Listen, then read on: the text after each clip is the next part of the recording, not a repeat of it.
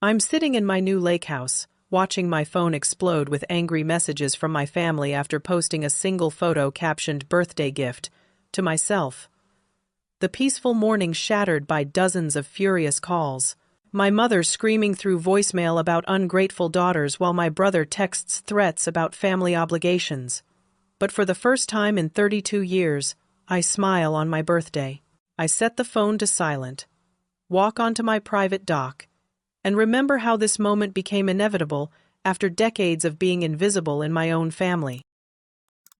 3 weeks before my birthday, I pulled into the circular driveway of Hillcrest Country Club, watching valets efficiently direct luxury cars toward the main entrance. The evening air carried sounds of live jazz music and cheerful conversation from the terrace where my brother Marcus was celebrating his 35th birthday. I grabbed my purse and headed toward the ornate double doors, knowing exactly what role awaited me inside.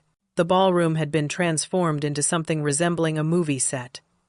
2 massive ice sculptures flanked the entrance, carved into intricate sailing ships that caught the warm lighting beautifully. Fresh white orchids cascaded from tall centerpieces on every table, and servers in crisp uniforms circulated with champagne flutes and elegant appetizers.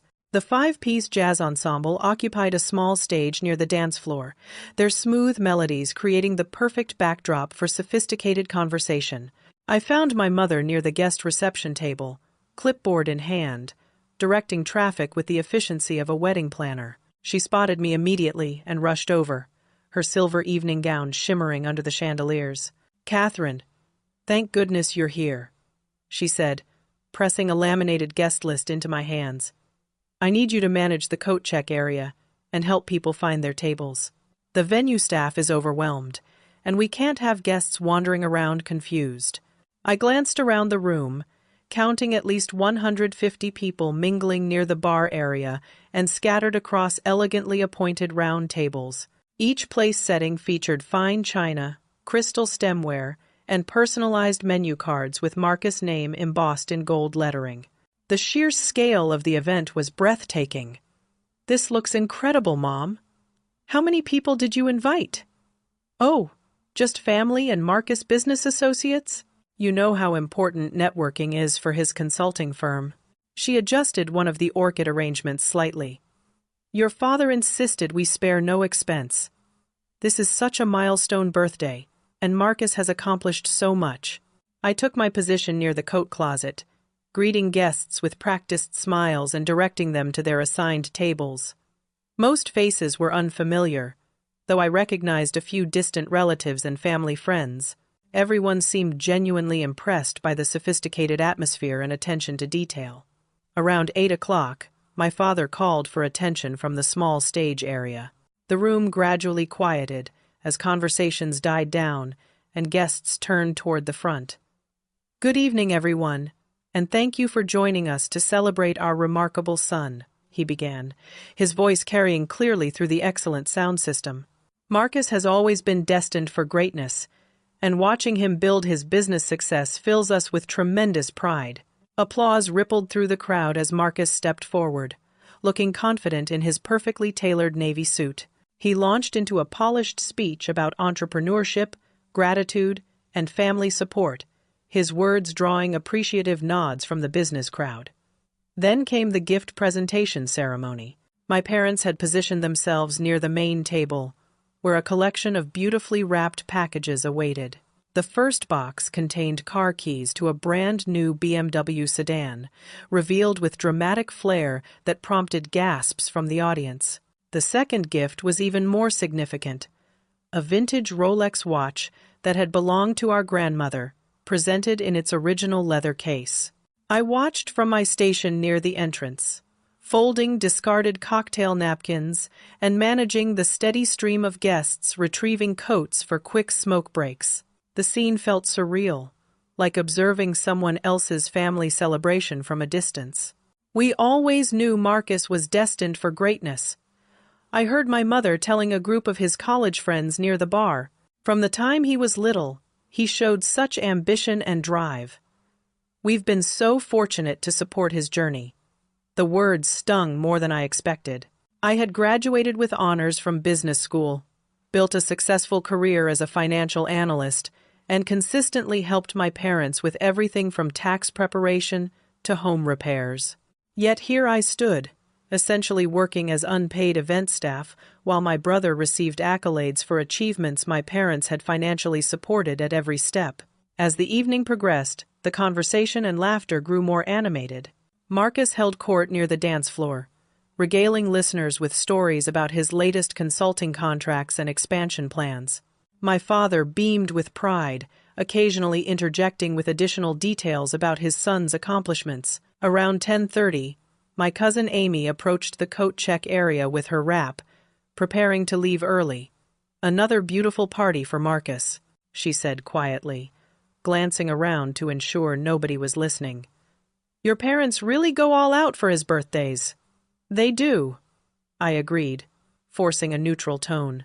Amy hesitated for a moment, then leaned closer. "Catherine, I hope this doesn't sound inappropriate, but I've noticed this pattern for years. Marcus always gets these elaborate celebrations, and I don't remember anything similar for your birthdays. Is there a reason for that?" Her question caught me off guard.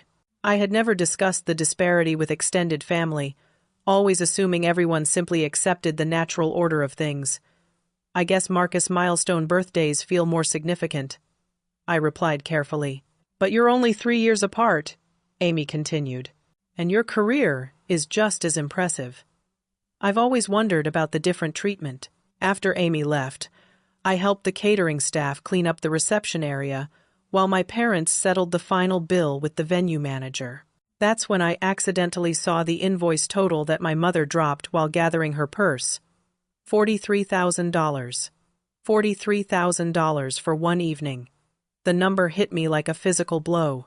I had been saving carefully for 3 years to build an emergency fund that barely reached $30,000. My parents had spent more on Marcus' birthday party than I managed to accumulate through months of careful budgeting and modest living. The drive home felt different that night. For the first time, I couldn't dismiss the inequality as simple family dynamics or birth order preferences. The financial investment in Marcus' celebration represented something much more deliberate and painful than casual favoritism. The following Saturday morning, I spread old photo albums across my kitchen table alongside my laptop, determined to examine the birthday disparity with analytical precision. My training as a financial analyst had taught me to recognize patterns in data, and I suspected the family birthday history would reveal systematic inequality rather than random oversight. I started with Facebook, scrolling back through years of family photos and posts. Marcus' birthday celebrations appeared with remarkable consistency. Professional photography, elaborate decorations, large guest lists, and lengthy social media captions highlighting his achievements. My mother had documented every detail, from the custom cakes to the thoughtful gift presentations. My own birthdays painted a starkly different picture. I found scattered images of casual restaurant dinners, generic grocery store cakes, and small gatherings with immediate family only. Many years showed no photographic evidence of celebration at all. The visual disparity was even more dramatic than I had remembered. I pulled out my high school yearbook and found the picture from my 18th birthday party. 5 friends gathered around our kitchen table with a simple chocolate cake from the local bakery. The same week, according to Facebook memories, Marcus had received a surprise graduation party with 50 guests at an upscale restaurant, complete with a slideshow presentation of his academic achievements. My 21st birthday had been particularly painful. I had specifically requested a small celebration at home, hoping for quality family time and meaningful conversation. Instead, my parents informed me they couldn't attend because Marcus' college graduation ceremony was scheduled the same weekend. They drove 400 miles to watch him receive his diploma while I spent my milestone birthday alone with a bottle of wine and take-out Chinese food. The pattern became even more obvious as I documented specific examples. My 25th birthday fell on the same weekend as Marcus' engagement party, which took precedence without question. My 30th birthday dinner was postponed twice because of Marcus' business trip conflicts, eventually celebrated 3 weeks late at a chain restaurant during a Tuesday lunch hour. I opened my laptop and began researching property records. curiosity driving me to investigate the family financial situation more thoroughly. My parents had always claimed money was tight, explaining the modest birthday celebrations as necessary frugality. Yet public records revealed they had purchased a vacation condominium in Florida just 18 months earlier, spending nearly $200,000 without mentioning the acquisition to me. The financial inconsistency bothered me professionally. During family dinners, my parents frequently discussed their careful budgeting and conservative spending habits. They had declined to help with my graduate school expenses, suggesting I take student loans rather than strain the family finances. Marcus, meanwhile, had graduated debt-free and received additional support for his first apartment deposit and professional wardrobe. I decided to call my grandmother's former lawyer, Robert Chen, who had handled her estate planning before her death 5 years earlier. I remembered him as a kind, thorough man who had always treated both Marcus and me with equal attention during family legal matters. "Catherine, how wonderful to hear from you," he said warmly when I reached him at his office. "I was just thinking about your grandmother recently. How can I help you today? I have some questions about estate planning and inheritance procedures." I explained carefully. "I'm trying to understand how these processes typically work in families. Of course, are you thinking about creating your own estate plan?" "Actually, I'm curious about my grandmother's estate.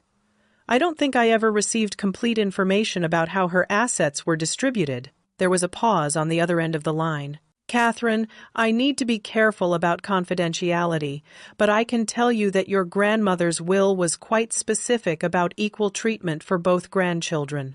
If you have concerns about the estate administration, you should probably consult with the current family attorney." "Who would that be?" "Your parents transferred the ongoing estate matters to Harrison and Associates about 3 years ago. They said it would be more convenient for ongoing financial management." That evening, I attempted to broach the inheritance topic during Sunday dinner at my parents' house. The conversation immediately became uncomfortable when I asked direct questions about grandmother's estate distribution. "Catherine, those are complex financial matters that you wouldn't understand," my father said dismissively. "Your mother and I have been handling everything appropriately. I'm a financial analyst, Dad. I think I can understand basic inheritance procedures." My mother jumped in quickly. "Darling, we've been protecting you from all the complicated paperwork and legal requirements. Marcus has been more involved because of his business background." "What kind of involvement?"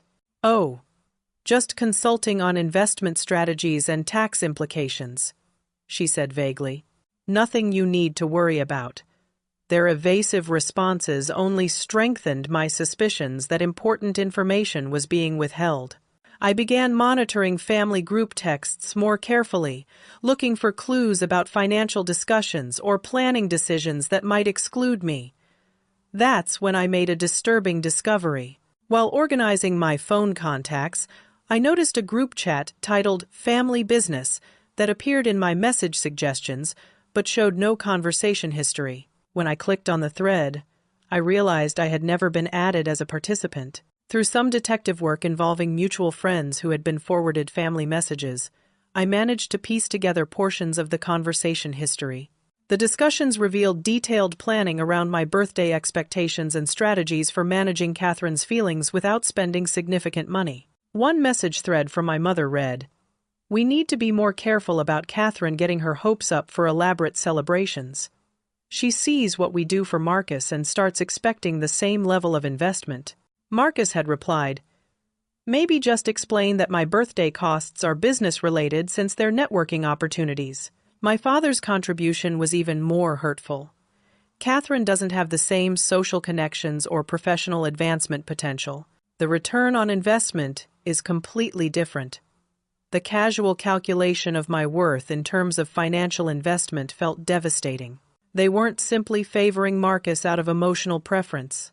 They were systematically devaluing my life and achievements based on perceived utility and social status. The realization that my family had been actively discussing how to minimize my birthday celebrations while maximizing Marcus revealed a level of deliberate cruelty I had never imagined possible. Monday morning, I called Harrison and Associates first thing. requesting an appointment to discuss my grandmother's estate. The receptionist scheduled me for Thursday afternoon with Patricia Harrison, the senior partner who had been managing our family's legal matters. The law office occupied an elegant suite in downtown Denver, with floor-to-ceiling windows overlooking the mountain range. Patricia Harrison greeted me in the lobby personally, a distinguished woman in her early 60s with silver hair and a warm, professional demeanor. "Catherine, I've been expecting this conversation for quite some time," she said as we settled into her office. "I was wondering when you might have questions about your inheritance status." "What do you mean?" She opened a thick file folder and spread several documents across her mahogany desk. "Your grandmother's will was very clear about equal distribution between both grandchildren. She left specific instructions that both you and Marcus should receive identical inheritance amounts, managed through trust funds until each of you reached 25. My heart began racing. "I don't understand. I've never received any inheritance payments." Patricia's expression grew concerned. "Catherine, you should have been receiving monthly distributions for the past 7 years. Your trust fund currently contains approximately $280,000 in accumulated principal and investment growth." The room seemed to tilt slightly. I gripped the arms of my chair, trying to process what she was telling me. "There must be some mistake," I managed. "My parents never mentioned any inheritance money." "Let me check the distribution records," Patricia said, pulling out another folder. "According to my files, your parents requested delayed distributions for your inheritance, claiming you were financially irresponsible and needed additional time to mature before receiving such substantial assets." They said what? "They provided documentation suggesting you had struggled with budgeting and debt management, requesting that we hold your inheritance until you demonstrated better financial stability." She looked up from the papers. "They said this was in your best interests and aligned with your grandmother's wishes for responsible money management." I sat in stunned silence, trying to reconcile this information with my actual financial history. I had never carried credit card debt, always paid bills promptly, and maintained excellent credit scores throughout my adult life. What about Marcus' inheritance? Marcus began receiving his monthly distributions immediately when he turned 25. Hez received approximately $120,000 over the past 7 years, with the remainder invested according to his preferences. So while I've been struggling to save money for emergencies and home down payments, I actually had hundreds of thousands of dollars sitting in a trust fund. Patricia nodded gravely. "I'm afraid that's correct. And Catherine, there's something else you should know. Your parents have been serving as trustees with authority to approve or delay distributions. They've also been making decisions about how your inheritance money is invested." She handed me a portfolio statement showing my trust fund investments. My stomach dropped as I scanned the asset allocation. Significant holdings in Marcus Consulting business, real estate investments that I didn't recognize, and several high-risk ventures that seemed completely inappropriate for conservative inheritance management. My parents invested my inheritance money in Marcus business.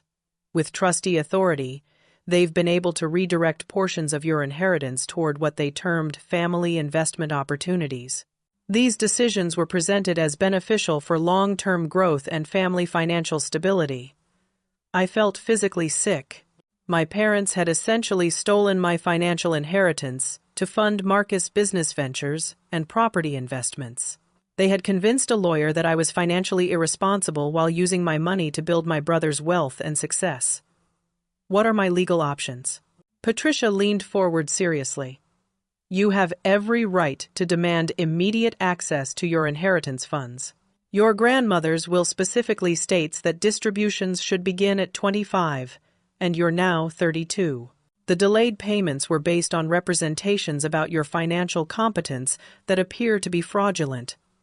How quickly can I access the money? Given the circumstances and the questionable trustee decisions, I can petition for emergency distribution within 72 hours. You'll need to sign several documents and provide current financial statements to demonstrate your actual financial responsibility. I spent the next 2 hours in Patricia's office, signing paperwork and reviewing detailed account statements that revealed the full scope of my parents' financial manipulation. My inheritance had grown substantially through careful investment management, but significant portions had been diverted to fund opportunities that primarily benefited Marcus. The drive home felt surreal. I had been living paycheck to paycheck, carefully budgeting for small luxuries and modest vacations, while my parents managed hundreds of thousands of dollars that rightfully belonged to me. The money could have changed everything. Graduate school without debt, a house down payment, career flexibility, emergency security. That evening, I called my parents and requested an immediate family meeting to discuss the inheritance situation. "Catherine, this really isn't the appropriate time for complex financial discussions," my mother said dismissively. "Your father and I are busy preparing for the quarterly tax filings." "Mom, I just met with Patricia Harrison. I know about the inheritance money." There was a long pause. "Sweetheart, you're obviously confused about complicated legal matters. We can explain everything properly when we have more time." "I'm not confused. I know you've been withholding my inheritance while funding Marcus' business investments. Catherine, everything we've done has been in your best interests." My father's voice came through the speakerphone. "You weren't ready for that kind of financial responsibility when you were younger." "Dad, I'm 32 years old.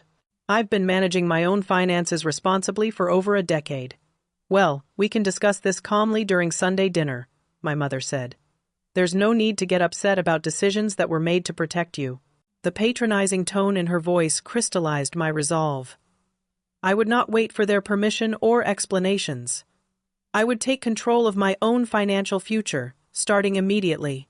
By Friday afternoon, Patricia had successfully petitioned for emergency distribution of my inheritance funds. The check arrived by courier Monday morning, $350,000, representing 7 years of accumulated payments plus investment growth. For the first time in my adult life, I held financial independence in my hands. I took a personal day from work and drove to the mountains, needing space to process the magnitude of my financial transformation. The inheritance money represented more than just accumulated wealth. It was freedom from the limitations and manipulations that had defined my adult life. Sitting in a coffee shop in Evergreen, I opened my laptop and began researching lake properties within driving distance of Denver. The idea had been brewing since my conversation with Patricia Harrison. I wanted something completely my own, a space where I could build new memories and establish independence from family control. The first listing that caught my attention was a charming 2-bedroom cottage on Shadow Mountain Lake, about an hour west of the city. The photos showed a rustic but well-maintained home with knotty pine interiors, a stone fireplace, and large windows overlooking the water. The property included a private dock and approximately 1 acre of mature trees. I called the listing agent immediately and scheduled a viewing for Wednesday afternoon. "You're looking at the perfect retreat property," said Linda Martinez, the real estate agent, as we pulled into the gravel driveway. "The current owners have maintained everything beautifully, and the location offers incredible privacy without feeling isolated." The house was even more appealing in person. The living room featured exposed beam ceilings and a magnificent stone fireplace that would be perfect for cozy evenings. The kitchen was compact but efficiently designed, with granite countertops and stainless steel appliances. Both bedrooms had lake views, and the master suite included a private balcony overlooking the water. But the real magic happened when Linda led me down the stone path to the dock. The late afternoon sun was creating golden reflections on the lake surface, and the surrounding mountains provided a breathtaking backdrop. I could imagine morning coffee on the dock, evening wine with friends, and countless hours of peaceful solitude. "The sellers are motivated," Linda explained. "They've already purchased a retirement home in Arizona and would prefer a quick closing. If you're seriously interested, they might accept an offer below asking price." I spent another hour exploring the property, checking the dock stability, examining the roof condition, and testing the plumbing fixtures. Everything appeared solid and well-maintained. The asking price was $275,000, well within my budget range. "I'd like to make an offer," I told Linda as we walked back toward our cars. "What price point were you thinking?" $250,000, cash, with a 2-week closing." Linda's eyebrows rose. Cash offer? Let me call the sellers immediately. They'll be very interested in avoiding financing contingencies. The negotiation process moved quickly. By Thursday morning, the sellers had accepted my offer at $260,000, and we scheduled closing for the following Friday. I arranged time off work, claiming a family emergency that required travel. My coworkers were curious about my suddenly improved mood and mysterious time off requests. Janet from the accounting department cornered me near the coffee machine on Thursday afternoon. "Catherine, you've seemed different this week," she said with genuine concern. "More energetic and excited than usual. Is everything okay?" "Everything's actually wonderful," I replied, unable to suppress a smile. "I'm making some big life changes." "Good for you. You've seemed stressed lately, especially around family obligations and money stuff." Janet's observation was more perceptive than I had realized. I had been carrying stress about financial limitations and family dynamics for years, accepting that anxiety as normal. The inheritance revelation and property purchase represented the first time I had taken control of my own destiny rather than waiting for family approval or support. Friday morning arrived with perfect mountain weather, clear skies, crisp air, and stunning visibility of the Continental Divide. I drove to the title company office in Golden, where Linda Martinez and the sellers were waiting with stacks of paperwork. "Congratulations, Catherine," said the title officer as she handed me the keys. "You're now the proud owner of a beautiful mountain retreat." The closing process felt ceremonial and empowering. Each signature represented another step toward independence and self-determination. When I finally held the deed with my name as sole owner, I experienced a profound sense of accomplishment that had nothing to do with family approval or external validation. I drove directly to the lake house, my lake house, and spent the afternoon setting up basic necessities. I had stopped at Target earlier to purchase bedding, towels, coffee supplies, and a few pieces of simple furniture. The cottage felt immediately welcoming and peaceful. As sunset approached, I settled onto the dock with a glass of wine and my phone. My parents had been calling repeatedly since Wednesday, demanding explanations for my absence from work and mysterious activities. I had ignored their messages, focusing instead on the practical details of my property purchase. The first evening alone in my own space was magical. I built a fire in the stone fireplace, cooked a simple pasta dinner, and watched the stars reflect on the lake surface from the comfort of my living room couch. For the first time in years, I felt completely at peace with my own decisions and confident about my future direction. Saturday morning brought a revelation. My parents had called my workplace on Friday, trying to locate me and expressing concern about my unusual behavior and possible financial problems. According to my voicemail from Janet, they had specifically asked whether I was having money troubles or making poor decisions that might affect my job performance. Their attempt to interfere with my professional life while I was legally accessing my own inheritance money revealed the depth of their need to control my choices and maintain their narrative about my financial incompetence. I realized that my lake house purchase would force a confrontation about family dynamics and financial manipulation. My parents could no longer maintain their fiction about protecting me from irresponsible decisions when I was clearly capable of making thoughtful, independent choices. The thought of their reaction to my new property was both terrifying and liberating. Sunday morning at the lake house began with the kind of serene perfection that makes mountain living feel magical. I woke naturally around 7 o'clock to soft sunlight filtering through the bedroom windows and the gentle sound of water lapping against the dock. My first cup of coffee tasted better than anything I had experienced in my Denver apartment, enhanced by the peaceful atmosphere and stunning lake views. I walked down to the dock in my pajamas and robe, breathing deeply of the crisp mountain air while loons called across the water. The surrounding peaks were still touched with early snow, creating a postcard-worthy backdrop that made my new reality feel almost dreamlike. Today was my 32nd birthday, and for the first time in decades, nobody in my family had acknowledged it. No phone calls, no text messages, no generic greeting cards. The silence would have devastated me last year, but this morning it felt like freedom. I decided to document the moment properly. Using my phone's timer function, I set up several photo sessions around the property, capturing images of myself on the dock, in front of the house, and relaxing on the stone patio. The natural lighting was perfect, and my genuine happiness created the kind of authentic smile that couldn't be faked. After reviewing dozens of photos, I selected the most beautiful shot, me sitting on the edge of the dock with my coffee mug, the lake house visible in the background, mountains rising majestically beyond the shoreline. My expression was peaceful and content, the kind of image that conveyed success and fulfillment without appearing boastful.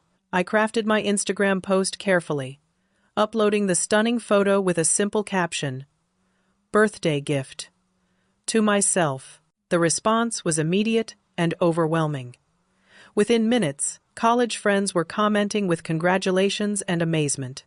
My coworkers quickly discovered the post and began asking questions about how I had managed such an incredible purchase. High school classmates shared enthusiastic reactions and requests for more details about the property. "Catherine, this is absolutely gorgeous," commented Sarah from my graduate program. "I had no idea you were house hunting. What an amazing accomplishment. Living the dream," wrote Tom from my accounting department. "That view is incredible. When can we visit?" By noon, the post had accumulated over 200 likes and 40 comments. Friends were sharing it to their own stories, expanding the audience beyond my immediate social circle. Several people mentioned showing the photos to their families, impressed by my apparent success and independence. That's when the family notifications started arriving. My cousin Amy was the first family member to discover the post, leading to a quick phone call around 1 o'clock. "Catherine, I just saw your Instagram post," she said excitedly. "Did you actually buy a lake house? This is incredible news."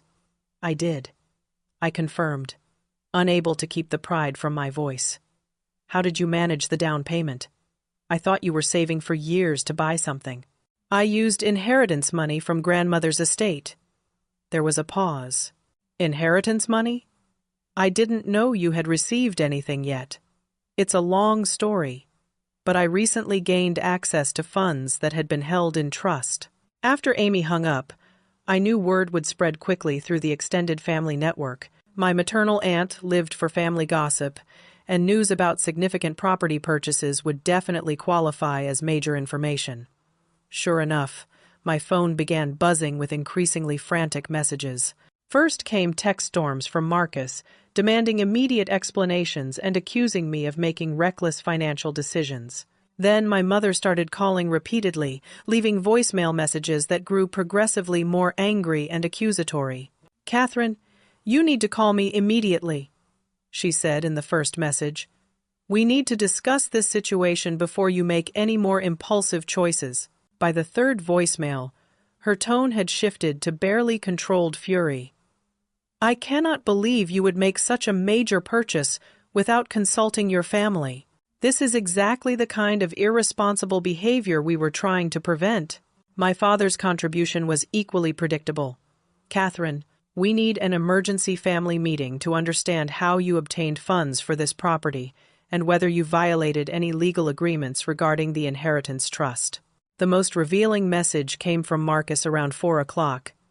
"Catherine, I just found out about your lake house purchase from 3 different family members. Mom and Dad are furious, and they're saying you somehow manipulated the inheritance situation.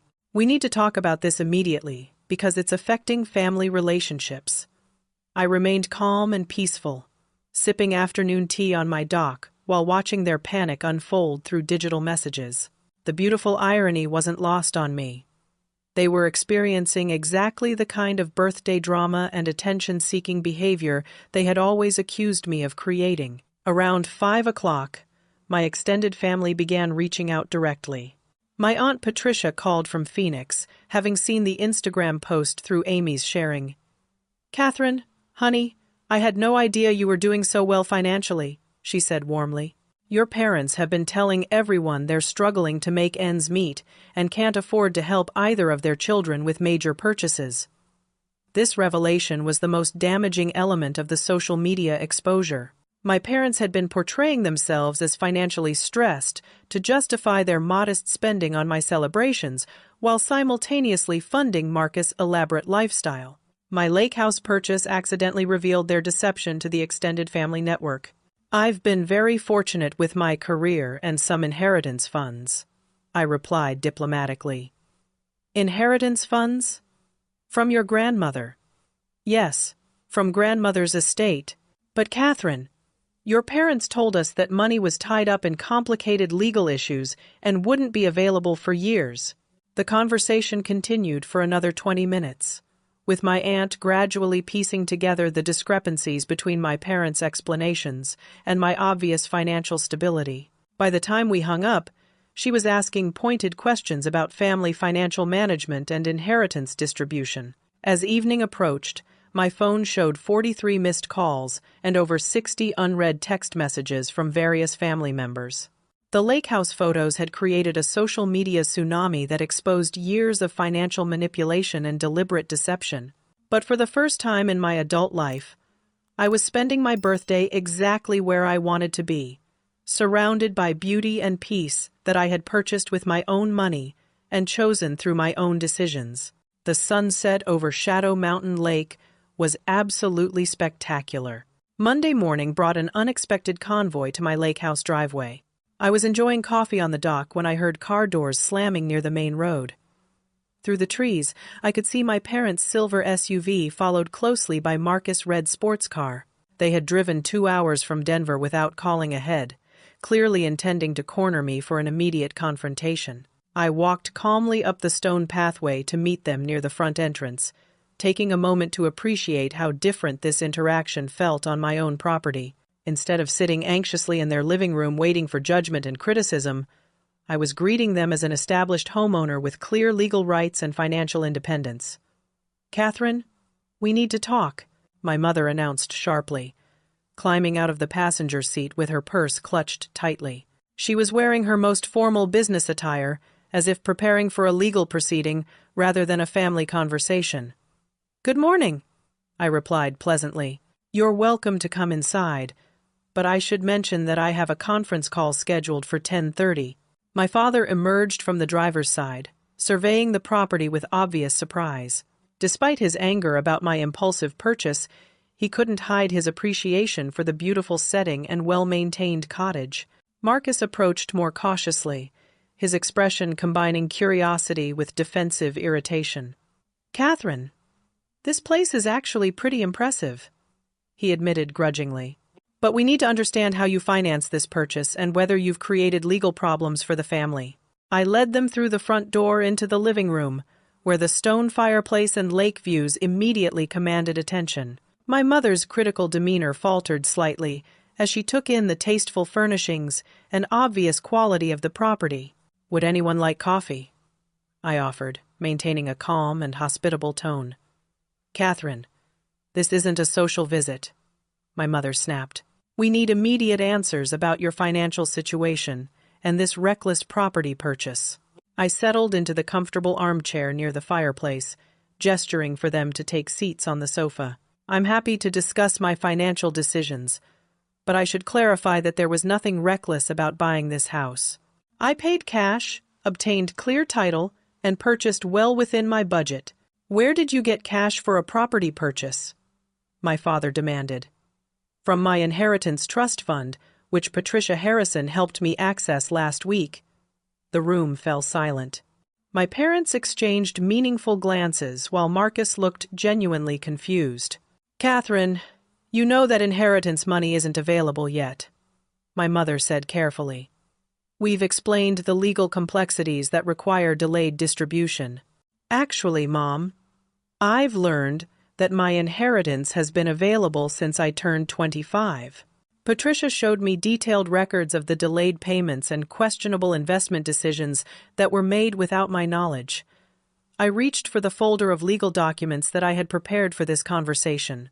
"Would you like to see the trust fund statements showing how my inheritance money was used to fund Marcus' business ventures and real estate investments?" Marcus leaned forward sharply. "What are you talking about?" I never received any of Catherine's inheritance money. You received loans and investment capital that came from my trust fund, I explained, handing him copies of the investment records. Our parents used their trustee authority to redirect my inheritance toward family business opportunities that primarily benefited you. The color drained from Marcus' face as he scanned the financial statements. Catherine, I had no idea this money came from your inheritance. Mom and Dad told me they were providing family investment support from their own savings.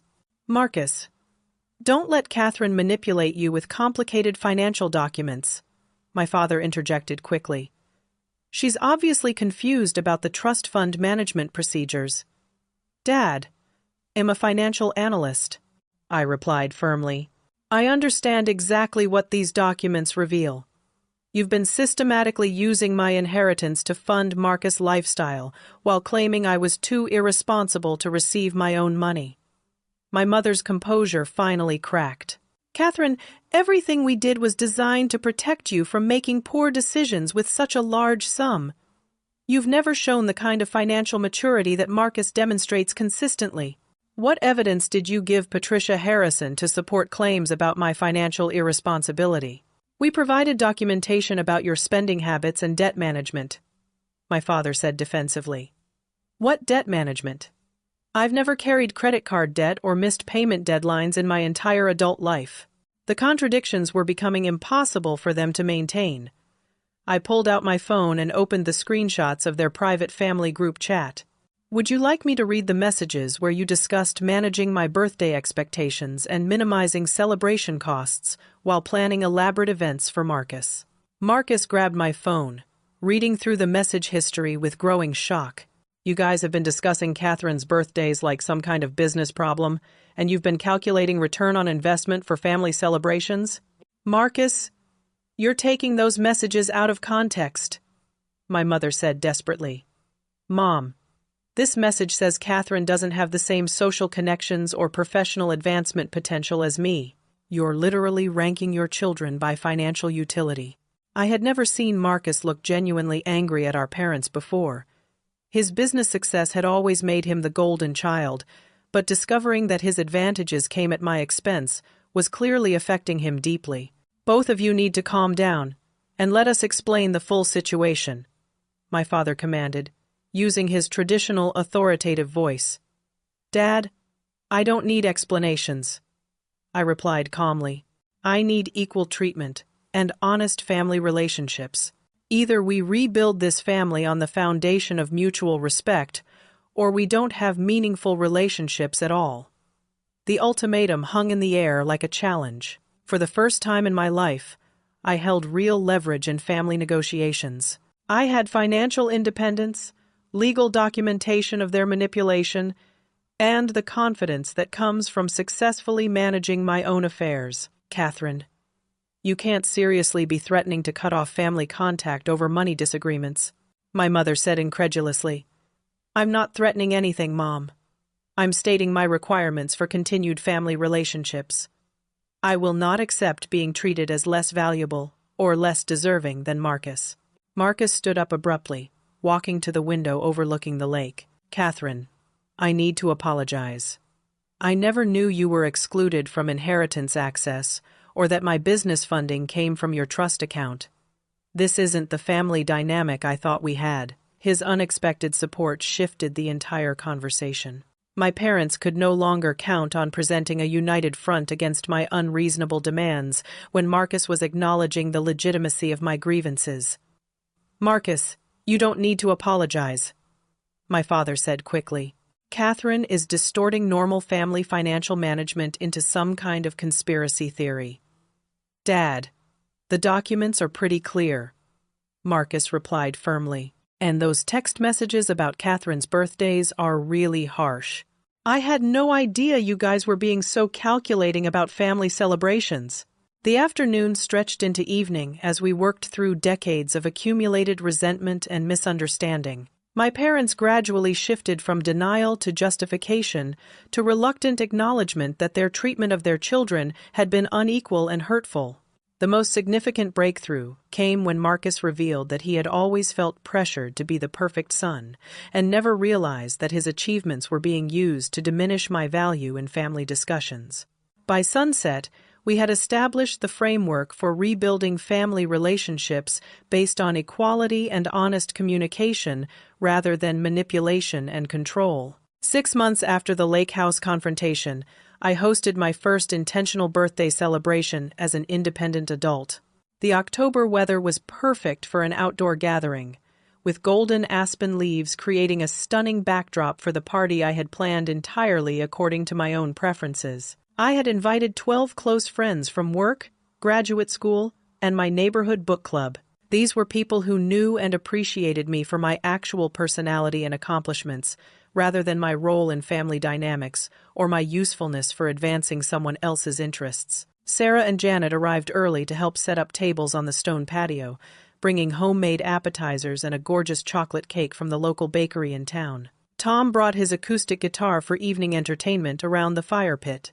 My college roommate Michelle drove up from Colorado Springs with her husband and 2 young children, who were thrilled to explore the dock and skip stones on the lake's surface. "Catherine, this place is absolutely magical," Michelle said as we arranged wildflower bouquets on the outdoor dining table. "You've created such a peaceful retreat. I can see why you love spending time here." The celebration felt completely different from any birthday I had experienced before.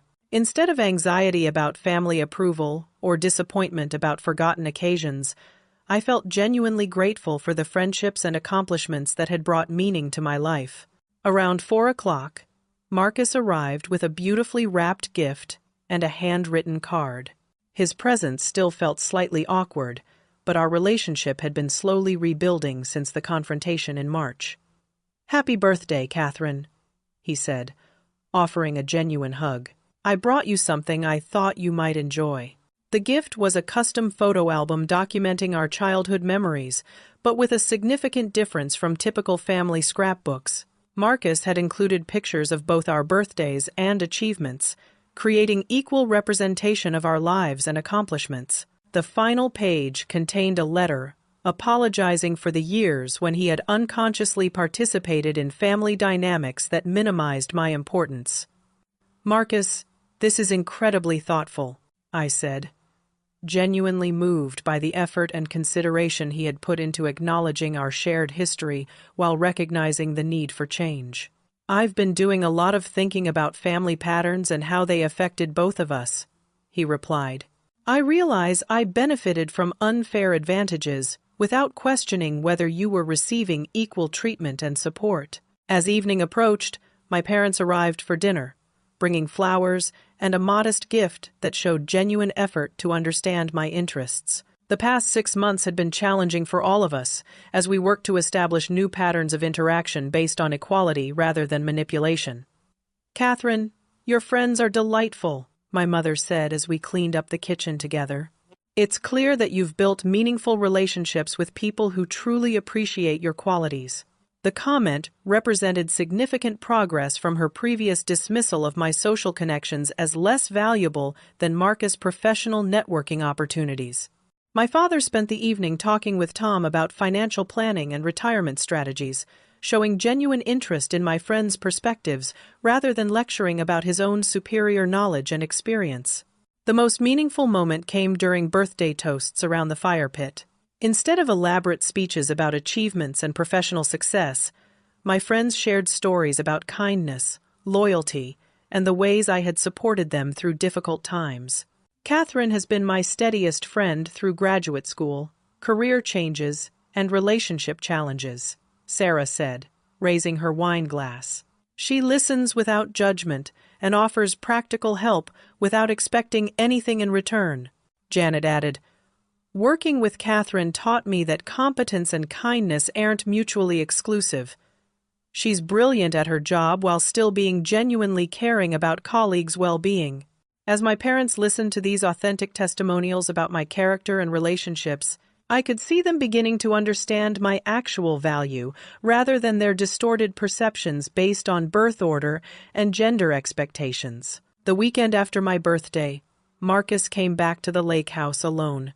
requesting a private conversation about family finances and future relationships. "Catherine, I've been reviewing my business funding sources, and I want to make things right," he said as we sat on the dock with morning coffee. "I can repay the inheritance money that was used for my investments with interest. Marcus, you don't need to repay money you didn't know came from my trust fund," I replied, "but I appreciate your willingness to acknowledge what happened." "I do need to make this right," he insisted. "My success shouldn't have come at the expense of your financial security. I want to transfer enough money to equalize our inheritance access." His offer was generous and unexpected, representing a level of fairness that our family had never practiced before. We spent the morning calculating appropriate amounts and discussing how to handle future family financial situations with complete transparency. Over the following months, our parents gradually learned to interact with both their children as adults, deserving equal respect and consideration. The process wasn't always smooth, but their willingness to acknowledge past mistakes and change established patterns made meaningful progress possible. My mother began planning equal birthday celebrations for both Marcus and me, putting genuine effort into understanding our individual preferences rather than defaulting to elaborate social events that primarily served her own networking interests. My father started including me in family financial discussions and decision-making, recognizing that my professional expertise qualified me to contribute valuable perspectives rather than simply accept his unilateral choices. The most significant change was the emergence of honest communication about family dynamics and individual needs. Instead of manipulating situations to achieve desired outcomes, we learned to express preferences directly and negotiate compromises that respected everyone's legitimate interests. My lake house became a neutral space where family gatherings could happen without the power dynamics and territorial issues that had dominated interactions in my parents' home. The setting seemed to encourage more authentic conversation and genuine appreciation for each person's unique qualities.